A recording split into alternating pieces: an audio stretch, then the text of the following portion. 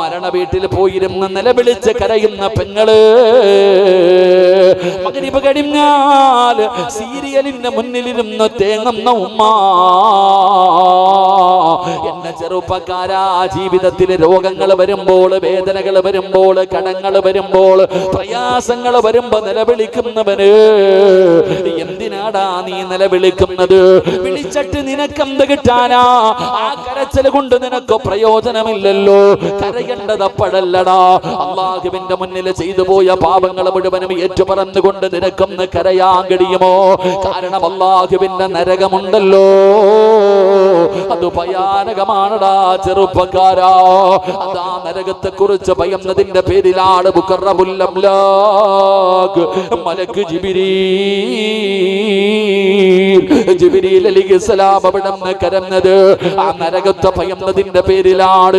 മഹാനായ മീകായിൽ അലൈഹിസ്സലാം നരകം കണ്ടതിന്റെ പേരിലാ കരയാത്തത്.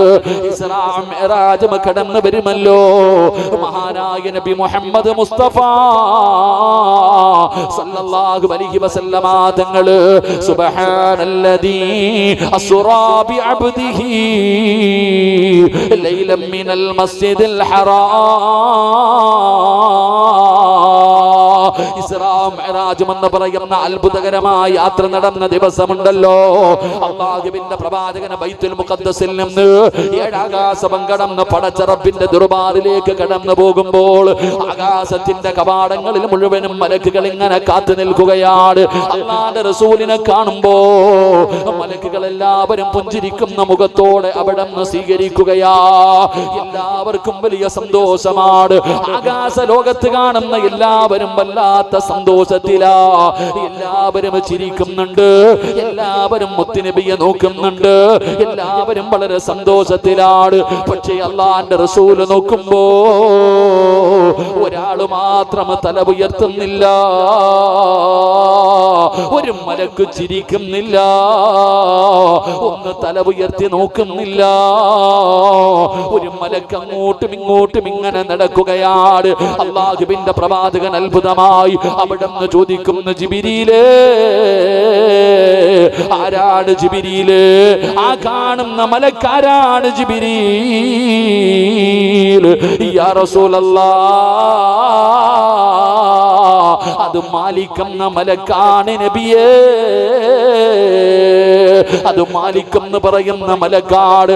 അല്ലാഹുവിന്റെ റസൂൽ ചോദിക്കുന്നു, എന്തേ ചിരിക്കാത്തത്? എന്തേ മുഖത്ത് നോക്കാത്തത്? എന്തേ തല ഉയർത്താത്തത്? എല്ലാവരും സന്തോഷത്തോടെ എന്നെ സ്വീകരിക്കുന്ന ദിവസത്തില് ആ മലക്ക് എന്തേ തല ഉയർത്താത്തത്? യാ റസൂലല്ലാഹ്, ഖിയാമത്ത് നാൾ വരെ ചിരിക്കില്ല നബിയേ. ആ മലക്ക് തല ഉയർത്തി നോക്കില്ല നബിയേ. കാരണം എന്തെന്നറിയുമോ? നരകത്തിന്റെ കാവൽക്കാരനാ. നരകത്തിന്റെ കാവൽക്കാരനായി അവിടെ നിന്ന് എന്നാണോ ജോലി കിട്ടിയത്, അതിനുശേഷം ആ മലക്ക് അവിടെ നിന്ന് ചിരിച്ചിട്ടില്ല നബിയേ, മുഖമുയർത്തിയിട്ടില്ല നബിയേ എന്ന് അല്ലാഹുവിന്റെ പ്രവാചകനോട് പറഞ്ഞു കൊടുക്കുമ്പോ, എന്റെ പ്രിയമുള്ളവരെ, ഞാനും നിങ്ങളും പോകേണ്ടവരാണല്ലോ. ആ നരകത്തിന്റെ മുന്നിൽ അല്ലാഹു നമ്മളെ കൊണ്ടുപോകുമല്ലോ. എന്തേ ചിന്തിക്കാത്തത്? ആ നരകത്തിൽ നിന്ന് രക്ഷപ്പെടാൻ പെങ്ങളെ കോടികൾ കൊടുക്കണമെന്നല്ല പറഞ്ഞത്, നീ രാവും പകലും ഇബാദത്ത് ചെയ്യണമെന്നല്ല പറഞ്ഞത്. എന്റെ പ്രിയപ്പെട്ട പെങ്ങളോട് പറഞ്ഞത്, ഒരു തുള്ളി കണ്ണുനീര് കണ്ണിൽ നിന്ന് താഴെ വീഴ്ത്താരാ. ദുആ ചെയ്യുന്ന സമയത്ത് കരയൂ. ജീവിതത്തിൽ ചെയ്തു കൂട്ടിയ പാപങ്ങളെ കുറിച്ച് നിനക്ക് വല്ല കണക്കവുമുണ്ടോ ഉമ്മ? മുടിയെല്ലാം നരച്ചുപോയി 60 വയസ്സായ നീയും ഇന്നും നന്നായിട്ടില്ലല്ലോ. ഇനി എന്ന് നന്നാകാനാ?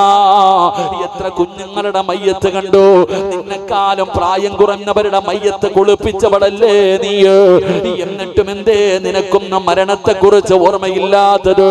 നാളെ പടച്ച റബ്ബിന്റെ മുന്നിൽ പോകുന്നതിന് മുമ്പ് ജീവിതത്തിൽ ചെയ്തു കൂട്ടിയ പാപങ്ങൾ മുഴുവനും പടച്ച റബ്ബിന്റെ ദർബാറിലേക്ക് ഏറ്റു പറയണമെന്ന് തോന്നാത്തതെന്തേ ഉമ്മ? 40 വയസ്സ് കഴിഞ്ഞ ഈ സദസ്സിൽ നെളിഞ്ഞിരിക്കുന്ന എന്റെ പ്രിയപ്പെട്ട ഉപ്പമാരോട്, എന്റെ പ്രിയപ്പെട്ട സഹോദരങ്ങളോട് 40 വയസ്സ് കഴിഞ്ഞിട്ട് മുടിയൊക്കെ വടിച്ച് നടക്കുകയല്ലോ, താടി വടിച്ച് നടക്കുകയല്ലോ, പള്ളിയിൽ കേറാതെ നടക്കുകയല്ലോ. വാപ്പാ സാധാരണ പോലെയല്ല. 39 വയസ്സുള്ള ഒരു മനുഷ്യന് തെറ്റ് ചെയ്താൽ അവന് കിട്ടുന്ന ശിക്ഷയേക്കാൾ ഇരട്ടിയാ. 40 വയസ്സ് കഴിഞ്ഞ് പാപം ചെയ്യുന്നവന് ശിക്ഷ ഇരട്ടിയാ. അള്ളാന്റെ റസൂലല്ലേ പറഞ്ഞത്. അതുകൊണ്ട് സദസ്സിലിരിക്കുന്നവരോട് പറയുകയാണ്, ഇന്ന് പടച്ചറപ്പിന്റെ മുന്നിലേറ്റ് പറയണേ, എടാ എങ്ങനെ കിടന്ന് നിലവിളിക്കണമെന്ന് ഞാൻ പറയുന്നില്ല. പലരും ചോദിക്കും, ഉസ്താദേ കള്ള് കുടിച്ചിട്ടുണ്ട്, വ്യഭിചരിച്ചിട്ടുണ്ട്, ഒരുപാട് പെണ്ണുങ്ങളുടെ ജീവിതം തകർത്തിട്ടുണ്ട്, ഒരുപാട് ആസ്വദിച്ചു ഉസ്താദ്. 60 വയസ്സുള്ള വാപ്പ ചെയ്യാത്ത പാപം എന്റെ 20-നുള്ളിൽ ചെയ്തു കഴിഞ്ഞു ഉസ്താദ്. എടാ ചെറുപ്പക്കാരാ, അള്ളാടെ മുന്നിൽ പറയാൻ കഴിയുമോ? ഒരുപാട് നിലവിളിക്കണമെന്ന് ഞാൻ പറയുന്നില്ല, ആരെങ്കിലും കേൾക്കണമെന്ന് പറയുന്നില്ല. പറയേണ്ടത് പോലെ പറയടാ ചെറുപ്പക്കാരാ. ഈ സദസ്സിലിരിക്കുന്ന പെണ്ണ് ഭർത്താവിനെ വഞ്ചിച്ചിട്ടുണ്ടോ? വിവാഹത്തിന് മുമ്പേ പാപങ്ങൾ ചെയ്തിട്ടുണ്ടോ? ആരും അറിയാത്തത് നിന്റെ കഴിവ് കൊണ്ടല്ല, അറിയാത്തത് നീ ഒളിച്ചു വെച്ചത് കൊണ്ടാണെന്ന് കരുതിയെങ്കിൽ ഒരിക്കലും ഇല്ല പെണ്ണ്. അല്ല നിന്റെ ഉമ്മാനെ നാണം കെടുത്തണ്ട എന്ന് കരുതിയട്ടാ, നിന്റെ മക്കളെ കുറിച്ച് ഓർത്തിട്ടാ. അതുകൊണ്ട് പറയുന്ന നിന്റെ അടുത്തിരിക്കുന്നവര് പോലും കേൾക്കണമെന്നില്ല. ദുആ ചെയ്യുന്ന സമയത്ത് അല്ലാഹുവോടൊന്ന് പറയാൻ കഴിയുമോ? എങ്ങനെയാണ് തൗബ ചെയ്യേണ്ടതെന്നറിയുമോ? മഹാനായ കലീമുല്ലാഹി മൂസ ഒരു ചരിത്രം പറഞ്ഞു തരാ. മഹാനായ മൂസാ നബി അലൈഹിസ്സലാമിന്റെ മുന്നിലേക്ക് മൂസാ നബിയുടെ കാലഘട്ടത്തിൽ ശക്തമായ വരൾച്ചയാണ്. ബനൂ ഇസ്രായേലിലെ ജനങ്ങൾ മുഴുവനും വന്നിട്ട് അതാ മൂസാ നബിയോട് പറയുന്നു, നബിയേ മഴയില്ല നബിയേ, കുടിക്കാൻ വെള്ളമില്ല നബിയേ, മൃഗങ്ങൾക്ക് പോലും കുടിക്കാനില്ല, വല്ലാത്ത വരൾച്ചയാ. അതുകൊണ്ട് മഴ കിട്ടുന്നതിന് വേണ്ടി പടച്ചവരോടൊന്ന് ദുആ ചെയ്യണേ. മൂസാ നബി അലൈഹിസ്സലാം അവിടെന്ന് പറഞ്ഞു, ഒരു ദിവസം ജനങ്ങളോട് മുഴുവനും ഒരുമിച്ച് കൂടാൻ പറയുകയാണ്. നാട്ടുകാര് മുഴുവനും മഴയില്ലാത്തത് കാരണം ദുആ ചെയ്യുന്നതിന് വേണ്ടി വിജനമായ ഒരു സ്ഥലത്ത് ഇങ്ങനെ ഒരുമിച്ച് കൂടുകയാ. ഒരു ഗ്രൗണ്ടിൽ എല്ലാവരും ഒരുമിച്ച് കൂടി. മൂസാ നബി അലൈഹിസ്സലാം അല്ലാഹുവിനോട് ദുആ ചെയ്തു, മഴ തരണേ അല്ലാ, മഴയില്ലാതെ ഞങ്ങളൊക്കെ വല്ലാത്ത പ്രയാസത്തിലാ അല്ലാ, മഴ തരണേ പടച്ചവന്. അവിടുന്ന് മഴ പെയ്യുന്നില്ല. മൂസാ നബി രണ്ടാമതും ദുആ ചെയ്തു, അല്ലാ മഴ തരണേ റബ്ബേ. അപ്പോഴും മഴ പെയ്യുന്നില്ല. മൂസാ നബി ദുആ ചെയ്തു, അല്ലാ അവസാന പ്രവാചകനായ മുഹമ്മദ് നബിയുടെ ബർക്കത്ത് കൊണ്ട് മഴ തരണേ അല്ലാ. അവിടുന്ന് ദുആ ചെയ്ത് കഴിയുമ്പോ അതാ വരുന്ന മുഖറബുൽ അംലാക്ക് മലക്ക് ജിബ്രീൽ അലൈഹിസ്സലാം ഇറങ്ങി വരികയാണ്. അവിടുന്ന് പറയുന്നു, മൂസ നബിയേ ദുആ ചെയ്യണ്ട മഴ പെയ്യൂല, ദുആ ചെയ്യണ്ട മഴ പെയ്യൂല. കാരണം എന്തേ ജിബ്രീൽ? മൂസ നബിയേ അങ്ങയുടെ മുന്നിലിരിക്കുന്ന ഈ 10,000 അങ്ങയുടെ മുന്നിൽ ജനങ്ങൾ ഇങ്ങനെ ഒരുമിച്ച് കൂടിയിട്ടുണ്ടല്ലോ. ഈ ജനങ്ങളുടെ ഇടയിൽ 40 വർഷമായിട്ട് അല്ലാഹനെ മറന്ന് നടക്കുന്ന ഒരുത്തനുണ്ട്.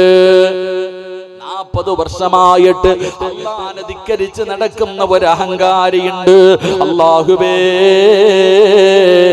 അവൻ എഴുന്നേറ്റ് പോകാതെ അല്ലാഹ് മഴ തരില്ല നബിയേ. മൂസാ നബിയോട് പറയുകയാണ്, അങ്ങയുടെ മുന്നിലിരിക്കുന്ന ഈ ബനൂ ഇസ്രായേലുകൾ 40 വർഷമായിട്ട് പാപം ചെയ്തുകൊണ്ട് ജീവിക്കുന്ന ഒരുത്തൻ ഇരിപ്പുണ്ട്.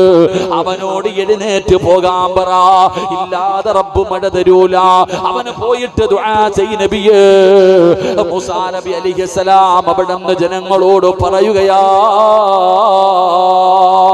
40 വർഷമായി പടച്ചറപ്പിനെ മറന്നുകൊണ്ടിരിക്കുന്ന ഒരുത്തനിവിടെ ഇരിപ്പുണ്ട്. അവൻ എഴുന്നേറ്റ് പോകാതെ മഴ പെയ്യില്ല, അവൻ എഴുന്നേറ്റ് പോകാതെ ദുആ സ്വീകരിക്കില്ല. എല്ലാവരും പരസ്പരം നോക്കുകയാണ്, ആരാണല്ലാ 40 കൊല്ലമായി പടച്ചറപ്പിനെ മറന്നു നടക്കുന്നവനാരാ? എല്ലാവരും പരസ്പരം മുഖം നോക്കുകയാണ്, ആരും എഴുന്നേക്കുന്നില്ല. ആരാണ് എഴുന്നേക്കുന്നതെന്ന് ജനങ്ങളെ മുഴുവനും നോക്കി നിൽക്കുകയാ. പ്രായമുള്ളവരുണ്ട്, പാല് കുടിക്കുന്ന കുഞ്ഞുങ്ങളുണ്ട്, ആണുണ്ട്, പെണ്ണുണ്ട്, ചെറുപ്പക്കാരുണ്ട്. എല്ലാവരും ഇങ്ങനെ പരസ്പരം നോക്കിക്കൊണ്ടിരിക്കുമ്പോ ആ 40 കൊല്ലമായി പാപം ചെയ്തുകൊണ്ട് നടക്കുന്നവനും ആ സദസ്സിലിരിപ്പുണ്ട്. അവർ ചിന്തിച്ചു, അല്ലാ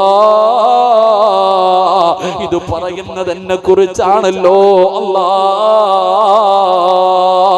ആ പറഞ്ഞ വ്യക്തി ഞാനാണല്ലോ. ഞാനിപ്പോ എഴുന്നേറ്റ് പോയാൽ നാട്ടുകാരുടെ മുന്നിൽ നാണം കെടുമല്ലോ, എല്ലാരും എന്നെ കാണുമല്ലോ, എല്ലാരും എന്നെ അറിയുമല്ലോ. ആ മനുഷ്യനാ സദസ്സിലിരിക്കുകയാണ്. എന്നിട്ട് തല ഇങ്ങനെ താഴ്ത്തിപ്പിടിച്ചു. എന്നിട്ട് അല്ലാഹുവോടൊരു രഹസ്യം പറയുകയാ. കേൾക്കടാ ചെറുപ്പക്കാരാ, അല്ലാഹുവേ ആ മനുഷ്യൻ അവിടെ ഇരുന്നിട്ട് അല്ലാഹുവിനോടൊരു രഹസ്യം പറയുകയാണ്. എന്തേ പറഞ്ഞതെന്നറിയുമോ? അല്ലാ, ജീവിതത്തിൽ ഈ 40 കൊല്ലവും ചെയ്തത് നന്ദികേടാ അല്ലാ. ഞാൻ ചെയ്തത് മുഴുവനും ധിക്കാരമാണല്ലാ. റബ്ബേ, ഞാൻ തിരിച്ചറിയുന്ന പടച്ചവര്, എല്ലാം ഞാൻ തിരിച്ചറിയുന്ന പടച്ചവര്. അല്ലാഹുവേ, നീ എന്നെ നാണം കെടുത്തല്ലേ അല്ലാ. എന്റെ പാപം നീ പുറത്തു തരണേ അല്ലാ. എന്റെ പാപം നീ പുറത്തു തരണേ അല്ലാ. ഇനി ചെയ്യില്ല റബ്ബേ, ഇനി ഒരിക്കലും നന്ദികേട് കാണിക്കില്ല, ഇനി ഒരിക്കലും ധിക്കാരം കാണിക്കില്ല. ഞാൻ ഇന്നു മുതൽ നന്നാകാൻ പടച്ചവര്. എന്റെ പാപം നീ പുറത്തു തരണേ തമ്പുരാര്. ആ ജനങ്ങളുടെ നടുവിലിരുന്ന് ആരും കാണാതെ പടച്ചറപ്പ് മാത്രം കേൾക്കുന്ന ശബ്ദത്തില് ആ മനുഷ്യൻ അവിടെ ഇരുന്നു കൊണ്ട് കരഞ്ഞുകൊണ്ട് തൗബ ചെയ്യുകയാ. എന്നിട്ട് പറയുന്നു, അല്ലാ, എന്റെ തൗബ സ്വീകരിച്ചാൽ മഴ തരണേ അല്ലാ. എന്റെ പാപം പൊറുത്താൽ, എന്റെ ദുആ സ്വീകരിച്ചാൽ, എന്റെ പശ്ചാത്താപം സ്വീകരിച്ചാൽ മഴ തരണേ അല്ലാ. അവിടെ ദുആ ചെയ്ത് കഴിയുമ്പോ കാർമേഘങ്ങൾ കൂടുകയാണ്, കാർമേഘങ്ങൾ കൂടുകയാണ്. അല്ലാഹുവേ, ജനങ്ങൾക്ക് വലിയ സന്തോഷമായി. ആകാശത്തിന്റെ വിരിമാറിൽ നിന്ന് മഴത്തുള്ളികൾ ഭൂമിയിലേക്ക് പെയ്തിറങ്ങുകയാണ്. മഴ കിട്ടിയ സന്തോഷത്തിൽ എല്ലാവരും ഓടുമ്പോ മൂസാ നബി ചിന്തിക്കുന്നു, അല്ലാ, ഇവിടെ നിന്ന് ആരും എഴുന്നേറ്റ് പോയില്ല, പിന്നെ എങ്ങനെയാണ് മഴ പെയ്തത്? അല്ലാഹുവിനോട് ദുആ ചെയ്തില്ലല്ലോ. അതാ വരുന്ന മുഖറബുൽ അംലാക്ക് മലക്ക് ജിബ്രീൽ അലൈഹിസ്സലാം വന്നു പറഞ്ഞ മറുപടി എന്തെന്നറിയുമോ? മൂസാ നബിയേ, 40 കൊല്ലമായി പടച്ചറപ്പിനെ മറന്നു നടന്ന മനുഷ്യനുണ്ടല്ലോ, അവനെ തൗബ ചെയ്ത സന്തോഷത്തില് അല്ലാഹ് മഴ കൊടുത്തതാണ് നബിയേ. ചരിത്രം അവിടെ പറഞ്ഞു തരുമ്പോ, സഹോദരാ, തൗബ എന്ന് പറഞ്ഞാൽ എങ്ങനെയാടാ? പറയേണ്ടതുപോലെ പറഞ്ഞാ മതി. വിളിക്കണമെന്നില്ല, വിളിച്ചു കൂവണമെന്നില്ല. പറയേണ്ടതുപോലെ പറഞ്ഞാ മതി. ആ മനുഷ്യൻ ഇരുന്നിട്ട് അള്ളാനോട് പറഞ്ഞു, പടച്ചോനെ, ഇത്രയും കാലം ചെയ്തത് മുഴുവനും തെറ്റ്, ഞാൻ അംഗീകരിക്കുന്നു, നന്ദികേട് തന്നെയാ. അള്ളാഹ്, നീ എനിക്ക് പുറത്തുതാ, ഇനി ഞാൻ ചെയ്യൂല. അള്ളാഹ്, നീ എനിക്ക് പുറത്തുതാ, ഇനി ഞാൻ ചെയ്യില്ല പടച്ചവനെ. അള്ളാഹ്, എന്റെ തൗബ നീ സ്വീകരിച്ചെങ്കിലും മഴ പെയ്യിപ്പിക്കണം. മഴ പെയ്തു, മഴ പെയ്തു. അല്ലാതെ എന്റെ പ്രിയപ്പെട്ടവരെ, തൗബ എന്ന് പറഞ്ഞാൽ വിളിച്ചുകൂവലല്ല, നിലവിളിയല്ല. ചിലരുടെയൊക്കെ ദുആ കണ്ട സങ്കടം തോന്നി ഇങ്ങനെ കിടന്നിട്ട് വിളിക്കുക. മഹാനായ നബിയന റസൂലുള്ളാഹി സ്വല്ലല്ലാഹു അലൈഹി വസല്ലമ തങ്ങൾ നോക്കുമ്പോൾ ഒരു സഹാബി ഇരുന്നിട്ട് ഇങ്ങനെ നിലവിളിച്ചുകൊണ്ട് ദുആ ചെയ്യുക. അല്ലാഹുവേ അല്ലാഹു ഇങ്ങനെ വിളിച്ചു പോവാ. നബി സല്ലല്ലാഹു അലൈഹി വസല്ലമ തങ്ങൾ പറഞ്ഞ ചങ്ങാതി അല്ലാഹ്ക്ക് ചെവി കേൾക്കുന്നു. അള്ളാഹുവിന് ചെവി കേൾക്ക്, നീ എന്താ ഇങ്ങനെ ഇടന്ന് വിളിക്കണം? നീ ചെവി കേൾക്കാത്ത അള്ളാഹനല്ല വിളിക്കണത്, ചെവിക്ക് കേൾവിയുള്ള അള്ളാഹിനെ വിളിക്കണം. നീ ഒന്ന് പതുക്കെ വിളിക്കുന്ന നബി മുഹമ്മദ് മുസ്തഫ. അപ്പൊ ദുആ ചെയ്യുന്ന സമയത്ത് കടന്ന് വിളിച്ചു പോവാനും പാടില്ല. എന്നാ പിന്നെ അങ്ങനെ ദുആ ചെയ്യാൻ പാടില്ല. ദുആ ചെയ്യണം എന്ന് പറഞ്ഞാൽ വിളിച്ചു പോവാനും പാടില്ല. ചിലരിന്നിട്ട് ദുആ ചെയ്യണ്ടാവും കേക്ക് തിന്നുന്ന പോലെ, എന്തോ ചൂടുള്ള സാധനം തിന്നുന്ന കപ്പലണ്ടി തിന്നുന്ന പോലെ ഇങ്ങനെ വാ മാത്രം. അങ്ങനെയല്ല. ദുആ എന്ന് പറഞ്ഞാൽ ഒരുപാട് ശബ്ദം കുറയാനും പാടില്ല, ഒരുപാട് ശബ്ദം കൂടാനും പാടില്ല. രണ്ടിന്റെയും മധ്യം.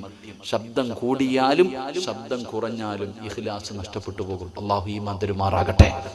അല്ലാഹു ഈമാൻ തരുമാറാകട്ടെ. അതുകൊണ്ട് എൻ്റെ പ്രിയമുള്ള സഹോദരങ്ങളെ, സഹോദരിമാരെ, അള്ളാഹുവിൻ്റെ മുന്നിൽ ജീവിതത്തിൽ ചെയ്തു പോയതൊക്കെ ഓർത്തൊന്ന് കരയാൻ പറ്റണം. ഇടയ്ക്കിടയ്ക്കൊന്ന് ഓർക്കണം. ആമിന, പള്ളിക്കാട്ടി കൊണ്ട് നിന്നെ കുഴിച്ചിട്ടാ നിന്റെ ഭർത്താവ് വരുവോ? നിന്റെ ഇക്ക വരുവോ? നിന്റെ മക്കള് വരുവോ? കോടിക്കണക്കിന് ഉണ്ടാക്കി വെച്ച വീട് പോയല്ലോ അല്ലാ, മണ്ണിനകത്ത് കിടക്കണമല്ലോ അല്ലാ. എന്ത് ചെയ്യും റബ്ബേ? ഇന്നത്തെ രാത്രി ഞാൻ മരിച്ചുപോയാ അല്ലാ, എന്നെ എന്ത് ചെയ്യും? ഞാൻ അള്ളാനോട് എന്തു പറയും? രാത്രി കിടക്കുമ്പോ ബോധം നിനക്കുണ്ടാകണം. ഓരോ മനുഷ്യൻ രാത്രി കിടക്കുന്ന സമയത്ത് ചിന്തിക്കണം. ഭാര്യയും ഭർത്താവും കിടക്കുന്ന സമയം പരസ്പരം പൊരുത്തം ചോദിച്ചിട്ട് വേണം കിടന്നുറങ്ങാൻ. അള്ളാഹു ഭാഗ്യം തരുമാറാകട്ടെ. ജീവിതത്തിൽ ഭർത്താവ് ഭാര്യയോട് പൊരുത്തം ചോദിക്കണം. ഏതെങ്കിലും ഭർത്താക്കന്മാരുണ്ടെങ്കിൽ എന്ന് കൈപൊക്കിക്ക്. രാത്രി കിടക്കുമ്പോ 3 പേരുണ്ട്. അള്ളാഹു ഒരു 3 പേർക്കും സ്വർഗം കൊടുക്കുമാറാകട്ടെ. താത്താമാര് ഭർത്താവിനോട് പൊരുത്തം ചോദിക്കണം. ഏതെങ്കിലും ഒരു ആമിന ഉണ്ടെങ്കിൽ കൈപൊക്കിക്ക്. ഏതെങ്കിലും ഒരു പെണ്ണ്, അവിടെയും 3 എണ്ണം ഉണ്ട്. അള്ളാഹു 3നും സ്വർഗം കൊടുക്കുമാറാകട്ടെ. ഇത്രയേ ഉള്ളൂ. സ്വന്തം ഭാര്യയോട് പോലും പൊരുത്തം ചോദിക്കാത്ത നീന്റെ അവസ്ഥ ആലോചിക്ക്. മരിച്ചുപോയാ നീ എന്ത് ചെയ്യും? മരിച്ചുപോയാ നീ എന്ത് ചെയ്യും? പൊരുത്തം ചോദിക്കണമല്ലോ. ദേഷ്യം കെട്ട് കുടുംബത്തേക്ക് അവളെ വാപ്പാക്കി വിളിക്കും, ഉമ്മാക്കി വിളിക്കും, അങ്ങനെ തൊറ്റ വിളിക്കും, മറിച്ചവളെ എന്ന് വിളിക്കും, എന്തെല്ലാം പറയുന്നവളെ. വീട്ടിലെ വേലക്കാരിക്ക് കൊടുക്കുന്ന പരിഗണന പോലും നീ നിന്റെ ഭാര്യയ്ക്ക് കൊടുക്കാതെ മാനസികമായി 15ഉം 20ഉം കൊല്ലം കൊണ്ട് പീഡിപ്പിച്ചുകൊണ്ടിരിക്കുക ആ പാവത്തിനെ. എന്നിട്ട് പൊരുത്തം ചോദിക്കാൻ, പിന്നെ ഓളോട് പൊരുത്തം ചോദിക്കാനല്ലേ, വേറെ പണിയില്ല. അതാ ആണുങ്ങൾ പറയാറുണ്ട്, ഭർത്താവിന്റെ പൊരുത്തം ഉണ്ടെങ്കിൽ ഭാര്യക്ക് സ്വർഗത്തിൽ പോകാൻ പറ്റൂ. ഇല്ലേ ഇല്ലേ ഇല്ലേ? ആരാ പറയണത്? പേവെള്ളം അടിച്ചിറക്കണം മുതുകുടിയൻ. സ്വന്തം പെണ്ണുമ്പിള്ളയ്ക്ക് ചെലവിന് കൊടുക്കാത്ത, പള്ളിയുടെ വെള്ളിയാഴ്ച പോലും പള്ളിയുടെ പടി കയറ്റാത്തവനാ പോയി എന്നിട്ട് പറയണത്, കേക്കടി അങ്ങാര് പ്രസംഗിച്ച കേട്ടോ, എന്റെ പൊരുത്തം ഉണ്ടെങ്കിലേ നിനക്ക് സ്വർഗത്തിൽ പോകാൻ പറ്റൂ. പിന്നെ അള്ളാഹു നമുക്ക് ഈമാൻ തരുമാറാകട്ടെ.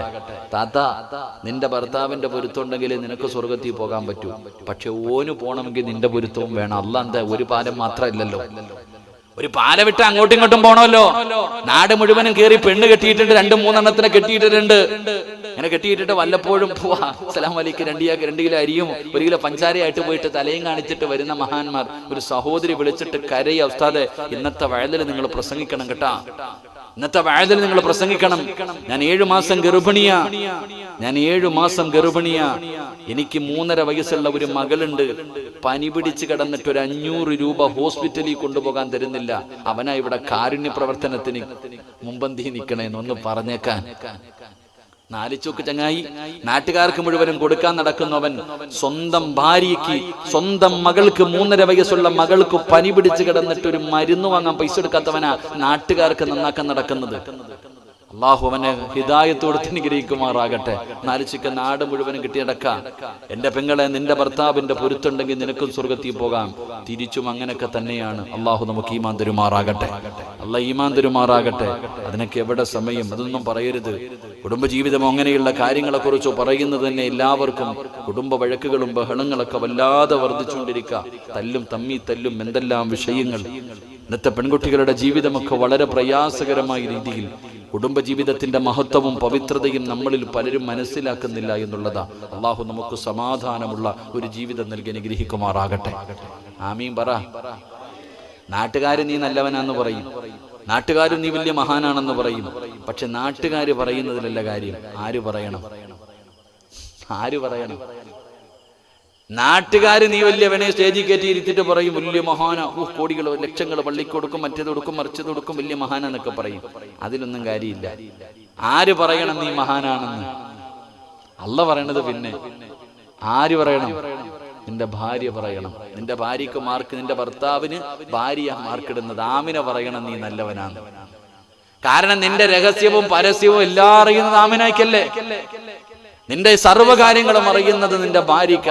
മഹാനായ നബി മുഹമ്മദ് മുസ്തഫ സല്ലല്ലാഹു അലൈഹി വസല്ലമ തങ്ങളുടെ ജനാസ കബറടക്കിയിട്ട് അവിടുത്തെ മുത്തുനബിയുടെ റൗളയിൽ കൊണ്ട് കബറടക്കിയിട്ട് തിരിച്ചു വരുമ്പോ ആരോ ചോദിച്ചു, ആയിഷ നിന്റെ ഭർത്താവ് എങ്ങനെ ഉണ്ടായിരുന്നു? കാന ഖുൽഖുഹു ഖുർആൻ, എന്റെ ഭർത്താവ് ഖുർആനായിരുന്നു.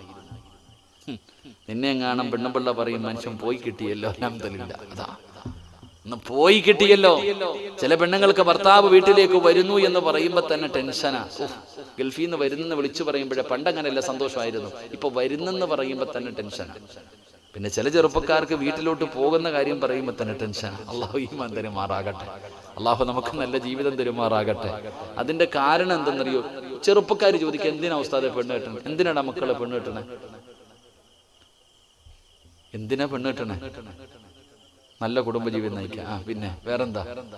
എന്തിനാ പെണ്ണ് കെട്ടണേ? ഹാപ്പി ആയിട്ട് ചുമ്മാ. ഉസ്താദ് എന്തൊരു സുഖമെന്നറിയോ? എവിടെ വേണമെങ്കിലും പോകാം, കൂട്ടുകാരുടെ കൂടെ എവിടെ വേണമെങ്കിലും പോകാം, അടിച്ചു പൊളിച്ച് നടക്കാം, ആരും ചോദിക്കാനും പറയാനൊന്നുമില്ല. രാത്രി 12 മണിയൊക്കെ 12 വീട്ടിൽ കയറി പോകാം, വല്ല ജോലിയുണ്ടോ? പിന്നെ ഞങ്ങളുടെ മലപ്പുറം ജില്ലയിലാണെങ്കിൽ എപ്പോൾ നോക്കിയാലും രാവിലെ ഒന്നും കളിയില്ല, രാത്രിയാണ് കളി മൊത്തം, സുബഹി വരെ കളി. ഈ അടുത്ത് ഇങ്ങനെ വണ്ടിയിൽ വരുമ്പോൾ എവിടെ ഒരു സ്ഥലത്ത് കണ്ട്, ഒരു സ്ഥലത്ത് 2 പെണ്ണുങ്ങളും 6 ചെറുപ്പക്കാരും രാത്രി.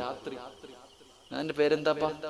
എന്തൊരു സ്റ്റേഡിയത്തിന് എന്തോ പറയത്തില്ല, ടർഫ്, അതന്നെ, സർഫ് തന്നെ, പതക്കല. അതിനകത്ത് രാത്രി എവിടുന്നോ വഴുതു കഴിഞ്ഞ് വരും. അപ്പൊ അത്ഭുതത്തോടെ. അപ്പൊ നമ്മുടെ കൂടെ വന്ന ചെറുക്കൻ പറഞ്ഞു, അത് കോച്ചായിരിക്കുന്നു 2 ടീമിനും. നരച്ചയ്ക്ക് പെണ്ണുങ്ങള് വരെ ഉറക്കുന്നില്ല രാത്രി. എന്റെ പ്രിയപ്പെട്ടവരെ, ഇന്നത്തെ ജീവിതം ഇങ്ങനെ ആയിപ്പോയില്ലേ? കുടുംബ വഴക്കുകൾ വല്ലാതെ കൂടിക്കൊണ്ടിരിക്കുക. അപ്പൊ ഇങ്ങനെ അടുത്തൊരു മസ്ലഹത്ത്, ഭാര്യയും ഭർത്താവും വഴക്ക്, ഇങ്ങനെ ബഹളം. അപ്പൊ ഇങ്ങനെ സംസാരിച്ചോണ്ടിരിക്കുമ്പോ ആ ഭാര്യ പറഞ്ഞ എനിക്ക് ഇപ്പോഴും ഓർമ്മയുണ്ട്, എന്റെ ഭർത്താവിന് എന്നോട് ഒരു സ്നേഹവും ഇല്ല ഉസ്താദ്. എന്റെ ഭർത്താവിന് എന്നോട് യാതൊരു സ്നേഹവുമില്ല. അദ്ദേഹത്തിന്റെ കയ്യിലിരിക്കുന്ന ഫോണായി ജനിച്ചാൽ മതിയായിരുന്നു. അല്ലാഹു ഈമാൻ തരുമാറാകട്ടെ. എന്താ പറഞ്ഞേ? നിങ്ങളുടെ ഭാര്യമാര് പറയുന്നത് എന്തെന്നറിയോ? എന്റെ ഭർത്താവിന്റെ കയ്യിലിരിക്കണ ഫോണായാ മതിയായിരുന്നു. എനിക്കിങ്ങനെ കോമഡിയായി. ഞാൻ ചോദിച്ചു, എന്തേ താത്ത നിങ്ങൾ അങ്ങനെ പറഞ്ഞേ? കക്കൂസി പോകുമ്പോ വരും ഇതും കൊണ്ടാ നടക്കണേന്ന്. സുബ്ഹാനല്ലാഹ്. ബാത്റൂമിൽ പോകുന്ന സമയത്ത് പോലും ഇതിങ്ങനെ ചുമന്നോണ്ടാ നടക്കണേ. എത്ര ലോക്കെന്നറിയോ? ലോക്കറൊന്നും അല്ല ലോക്ക്. ഇവിടെ ഇത്രയും ഓരോ മനുഷ്യന്റെ മൊബൈലിലെ ലോക്ക്, സെൻട്രൽ ലോക്ക്, എത്ര ലോക്കെന്നറിയോ? തുറക്കണമെങ്കിൽ ലോക്ക്, ഗാലറിക്കാണെങ്കിൽ ലോക്ക്, ഫേസ്ബുക്കിൽ വാട്സപ്പിൽ കയറണമെങ്കിൽ അടുത്ത ലോക്ക്. ഇത്രയും വലിയ ലോക്ക് ഇവിടുത്തെ ബാങ്കിലുണ്ടോ? എന്നരിച്ചിക്ക്. ഭർത്താവിന്റെ ലോക്ക് ഭാര്യയ്ക്ക് അറിയത്തില്ല, ഭാര്യയുടെ ലോക്ക് ഭർത്താവിന് അറിയത്തില്ല. 2 പേരിൽ ലോക്കിട്ട ജീവിതവാ. ചുമ്മാതല്ല അല്ല നിന്റെ ജീവിതത്തിൽ ലോക്ക ഇട്ടത്. അള്ളാഹു കാത്തിരക്ഷിക്കുമാറാകട്ടെ. എന്തിനപ്പം ഇങ്ങനെ ലോക്കിടുന്നേ? എന്തിനാ ലോക്കിടുന്നേ? ഭർത്താവിന് കാണാൻ പാടില്ലാത്ത എന്തോ നിന്റെ മൊബൈലിൽ ഉള്ളത് കൊണ്ടല്ലേ നീ ലോക്കിട്ട് വെച്ചിരിക്കുന്നത്. ധൈര്യമായിട്ടുണ്ടെങ്കിൽ നീ എന്തിനു ലോക്കിടുന്ന? കള്ളം കൊണ്ടുപോയാ കൊണ്ടുപോട്ടെ, കള്ളം കൊണ്ടുപോയാ കൊണ്ടുപോകട്ടെ. ഉസ്താദെ, മക്കൾ എടുത്തിട്ട് ഗെയിം കളിക്കും, ഗെയിം ഡിലീറ്റ് ചെയ്ത് കളയണം, ഭർത്താവിന്റെ ഫോൺ ഭാര്യയ്ക്കും കൊടുക്കാറില്ല, ഭാര്യയുടെ ഫോൺ ഭർത്താവിനും കൊടുക്കാറില്ല. 2 പേരും കിടപ്പുറയിൽ വന്ന് കിടന്നിട്ട് അങ്ങോട്ടും ഇങ്ങോട്ടും തിരിഞ്ഞിടന്നിട്ട് ചാറ്റിങ്. അല്ലാഹു അലം. അല്ലാഹു ഈമാൻ തരുമാറാകട്ടെ. എന്റെ പ്രിയപ്പെട്ട ഭർത്താക്കന്മാരോട് പറയുന്നു, നിങ്ങളുടെ ജീവിതത്തിൽ സന്തോഷം വേണോ? നിങ്ങളുടെ ജീവിതത്തിൽ സന്തോഷം വേണോ? ഞാൻ പറയുന്ന ഒരു കാര്യം ചെയ്താൽ മതി. അല്ലാഹു ഭാഗ്യം തരുമാറാകട്ടെ. ഒന്ന് ചെയ്തൂടെ? വേണോ വേണ്ടേ? അതോ ഇങ്ങനെ കെട്ടിയ പെണ്ണിനെ അനുഭവിച്ചിങ്ങനെ അല്ലാ എന്ന് പറഞ്ഞോണ്ടിരുന്നാ മതിയോ? ജീവിതത്തിൽ സന്തോഷം കിട്ടണമെങ്കിൽ ഞാൻ പറയുന്ന ഒരു കാര്യം 3 ദിവസം ചെയ്തു നോക്ക്. അല്ലാഹു ഭാഗ്യം തരുമാറാകട്ടെ. ചെയ്യുമോ? എല്ലാ പെണ്ണുങ്ങളുടെയും ഏറ്റവും വലിയ പരാതി, ഞാൻ പറയുന്നത് എൻ്റെ ഭർത്താവ് കേൾക്കുന്നില്ല എന്നുള്ളതാണ്. എനിക്ക് എന്താ പറയേണ്ടത് എന്ന് പോലും എൻ്റെ ഭർത്താവ് കേൾക്കണില്ല. നിങ്ങൾക്ക് ആർക്കെങ്കിലും സമാധാനം വേണമെങ്കിൽ ഇത് ബുഖാരിയിലും മുസ്ലിമിലും ഉള്ള ഹദീസ് അല്ല. അത് ഞാൻ പറഞ്ഞേക്കാം. ഇത് ഹദീസ് അല്ല, എൻ്റെ ഒരു അഭിപ്രായമാണ്. നിങ്ങൾക്ക് ആർക്കെങ്കിലും സമാധാനം കിട്ടണമെങ്കിൽ നിങ്ങളുടെ വീട്ടിൽ കയറുന്ന സമയത്ത് നിങ്ങളുടെ ഫോൺ ഓഫാക്കി വെച്ചാൽ മതി. രാവിലെ മുതൽ വൈകുന്നേരം വരെ ജോലി ചെയ്തു, നീ നിന്റെ വീട്ടിലേക്ക് കയറുന്നതിന് മുമ്പ് ആരെ വേണമെങ്കിലും നീ വിളിച്ചോ, വീടിന്റെ പുറത്ത് നിന്ന്. നീ എത്ര മണിക്കൂർ വേണമെങ്കിലും സംസാരിച്ചോ, കുഴപ്പമില്ല. വിളിക്കാനുള്ളവരെ മുഴുവനും നീ നിന്റെ വീടിന്റെ പുറത്തു നിന്ന് വിളിച്ചോണം, ഗേറ്റിന് പുറത്ത്. വിളിച്ച് തീർന്നതിന് ശേഷം ഈ ഫോൺ ഒരു 10 മിനിറ്റ് ഓഫാക്കി വെച്ചാൽ മതി. വീടിന്റെ അകത്തേക്ക് കയറുമ്പോ നിന്റെ ഫോൺ ഓഫാക്കി വെച്ചിട്ട് നീ വീടിനകത്ത് കയറി ചെല്ലണം.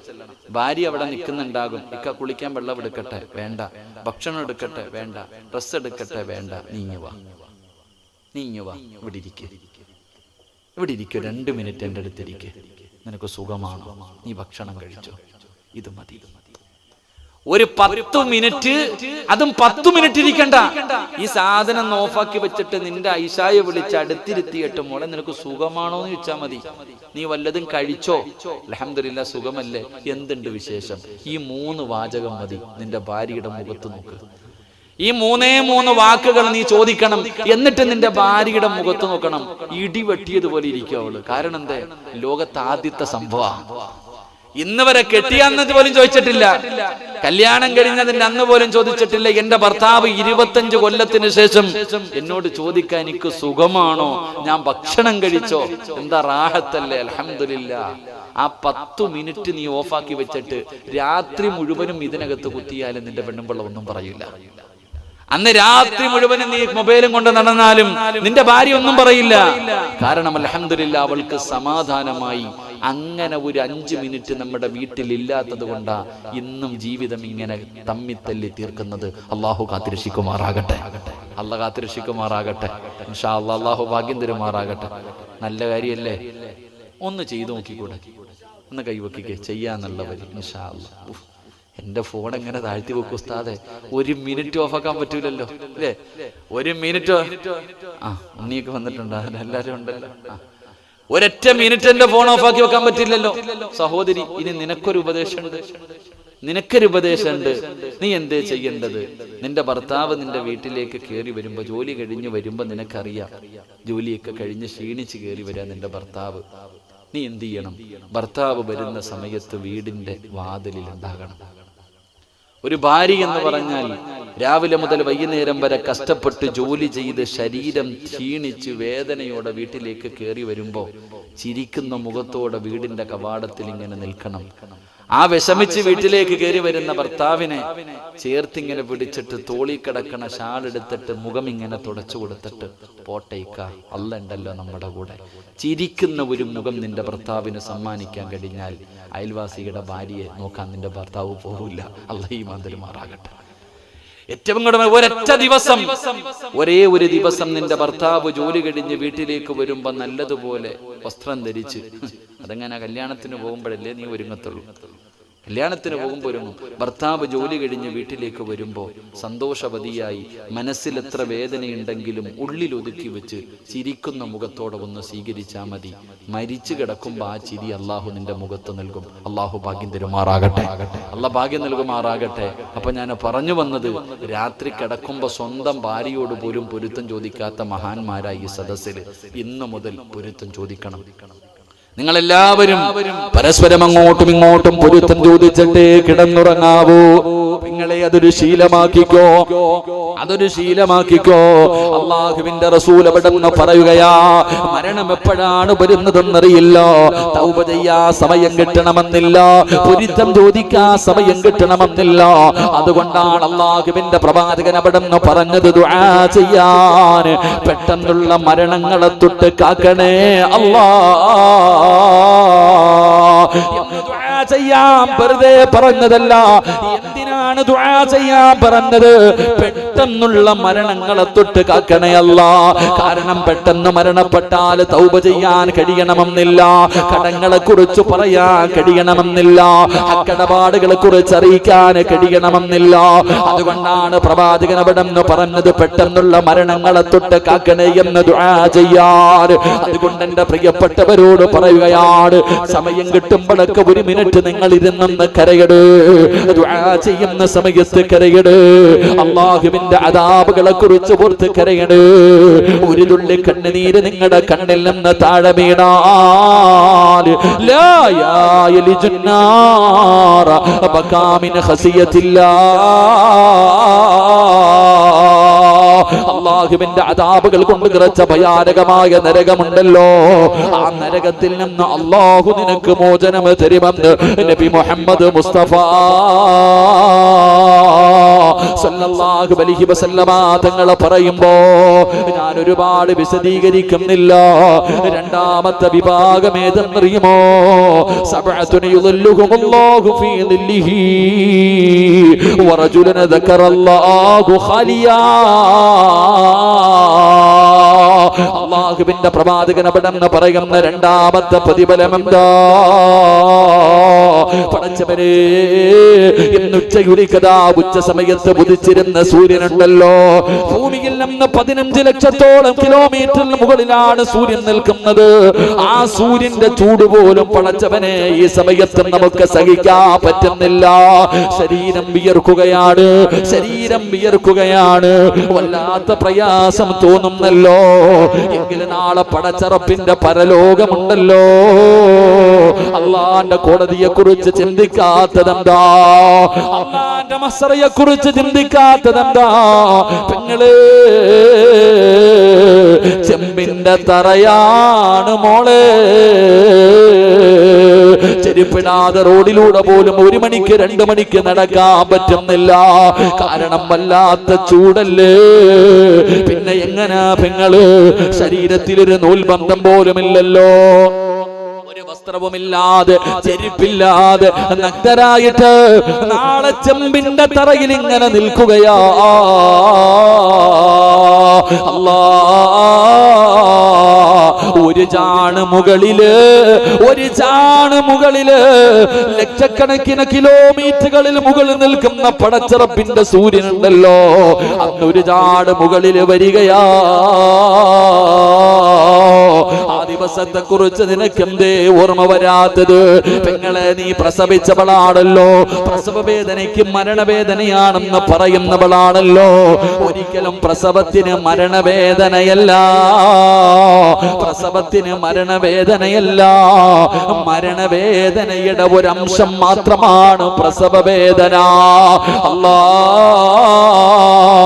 എങ്കിലും ആ പ്രസവിച്ച സമയത്ത് നിലവിളിച്ചതൊക്കെ നീ മറന്നുപോയോ?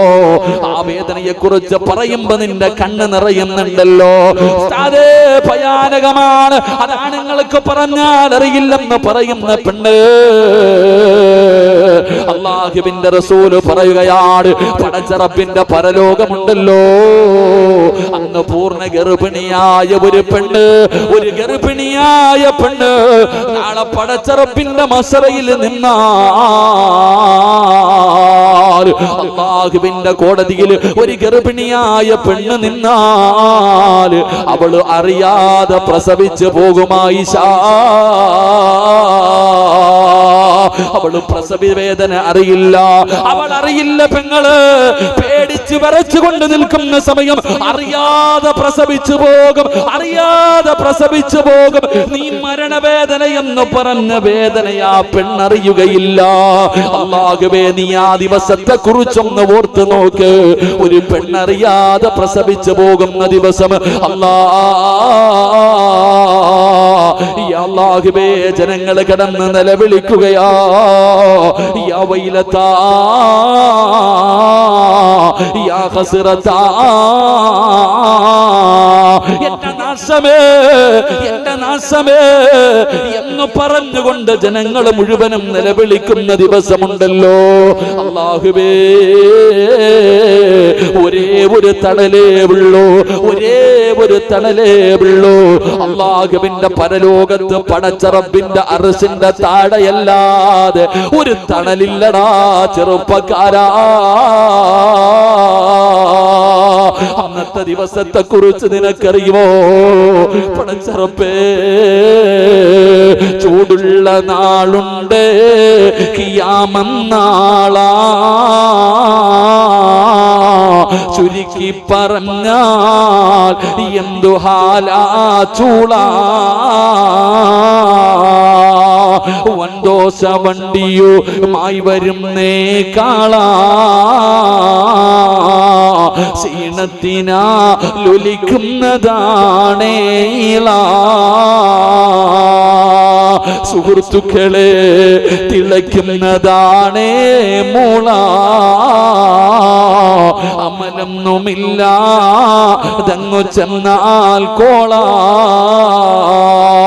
പടച്ചറപ്പേ, ഭയാനകമായ ചൂടുള്ള ദിവസമാണല്ലോ.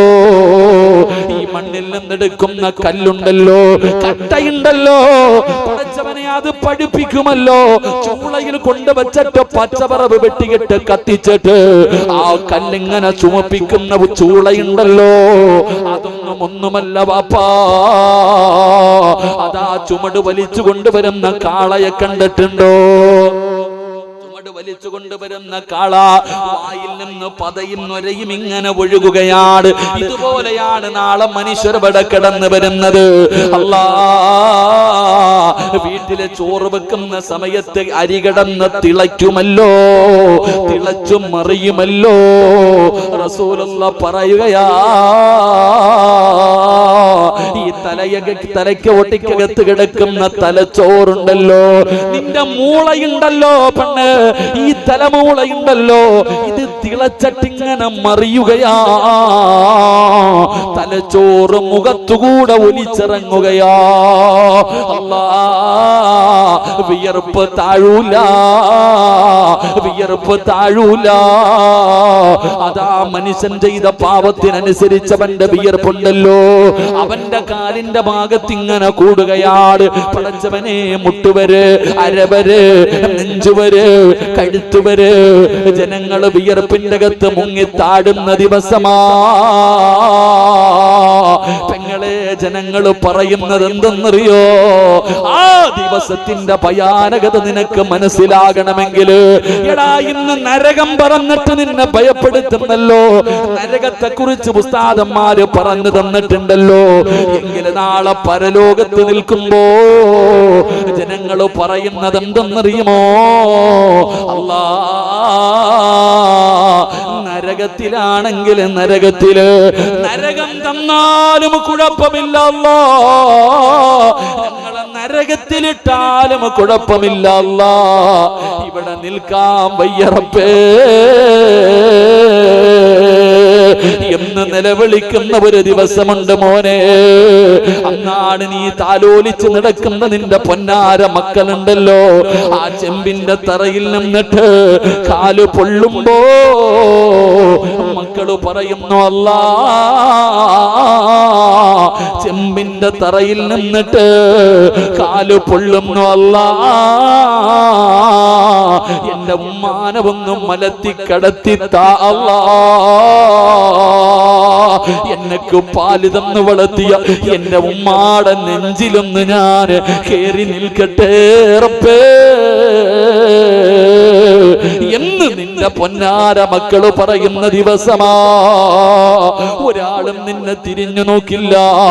യൗമ യഫിറുൽ മർഉ മിൻ അഖീഹി വ ഉമ്മിഹി വ അബീഹി വ സ്വഹിബതിഹി വ ബനീഹി. സ്വന്തം മക്കളോ, സ്വന്തം ഭാര്യയോ, സ്വന്തം കൂടപ്പിറപ്പോ, ജന്മം നൽകിയ പിതാവോ, കൊണ്ടു നടന്ന ഉമ്മയോ നിന്നെ കണ്ട പരിചയം പോലും കാണിക്കാത്ത ദിവസമുണ്ടല്ലോ. അന്ന് അല്ലാഹുവിന്റെ അർശല്ലാതെ ആ അർശിന്റെ താഴെയാണ് തണലുള്ളത്. ആ തണലല്ലാതെ ഒരു ദിവസം, അന്നത്തെ ദിവസം മറ്റൊരു തണലില്ല.